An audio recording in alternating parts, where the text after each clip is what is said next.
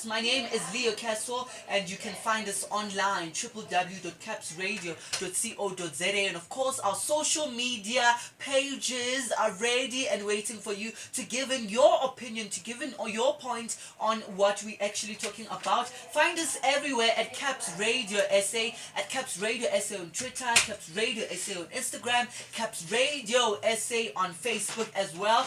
This is Lunch on Caps. This is the name of the show that you're tuning into. Our WhatsApp line, of course, is 081-278-5685. Our studio line. I want you guys to call in and partake in the conversation. We want your views on this. Please call us on the number 086 101 7460, or call us on 011 568 4680, and the number is 011 568 4680. I want to see those calls coming. I want to have your opinion on what we're actually talking about. And if you just tuned in, to recap, we're actually talking about Cheryl Zondi. We all know who Cheryl Zondi is. She is one of the many victims of Pastor Omotoso. We know that the Omotoso trial is still going on. On Tuesday, she announced that she is launching her own foundation. You know, she's gonna name it after herself, so it's going to be called the Cheryl Zondi Foundation. And she says, through this foundation, I want to assist women and young people who have gone through the same experiences I have in sacred spaces. So now she said women and young people. When she says young people, I can obviously tell that it's going to be slightly a bit inclusive of maybe, I don't know, men that of course affected by rape. When she says young people, I'm so glad to see that she's going to be doing that. Of course, our executive producer was saying no ways. She's doing this for publicity stunt. That is where we want you guys to come in. I'm saying go, Cheryl. What you're doing is actually incredible, but also we need the the different opinions and different views from the ladies in studio. What can you guys add on the story that we're talking about? I just think that it's absolutely amazing for someone to create a platform for other people to also receive help from. Yeah. So it's a great initiative. It's a great initiative. Earlier on, we spoke about the fact that she might face challenges with running this organization. How can she try to tackle those challenges if she's going to face them in the future? Well, I think she should focus more on getting people to speak out. Yeah. And not bottling up their feelings inside. Like, like they should never turn to depression, anxiety, stress, and they end up committing suicide. And we know exactly the kind of impact that depression and anxiety has on each and every one of us. I think in this lifetime, all of us, we are one way or the other affected by depression. One way or the other, we are affected by anxiety. So what you're touching on is actually very relevant. She is a student, like I mentioned earlier.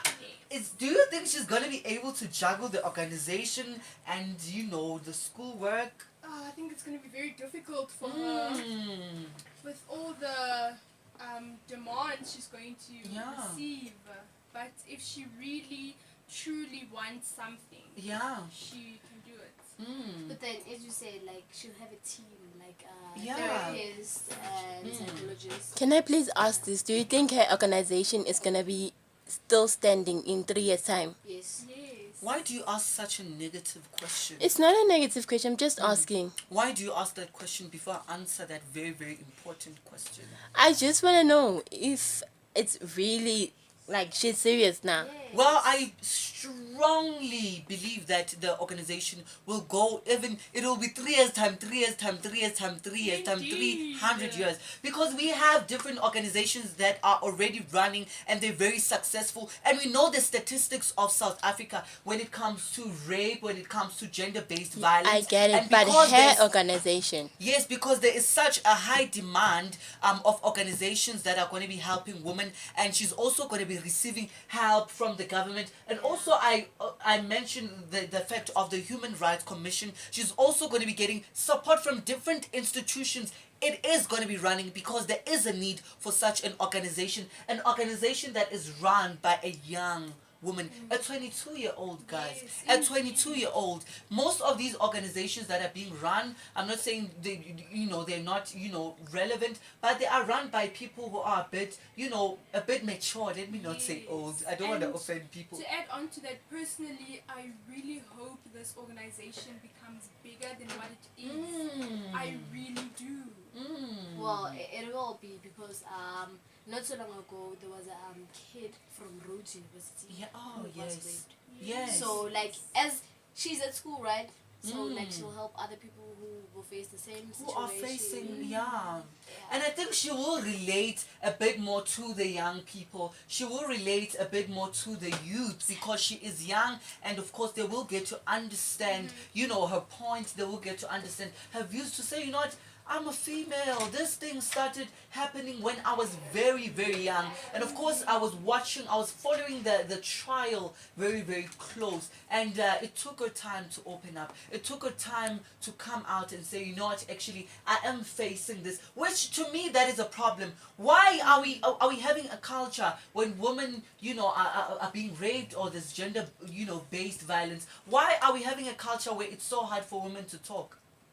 I think it's we create that community and atmosphere, so we need to change that.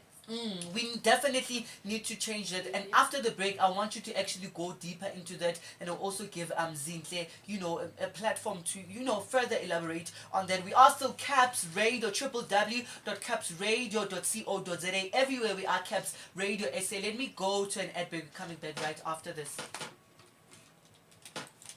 Saving tips. Number 2.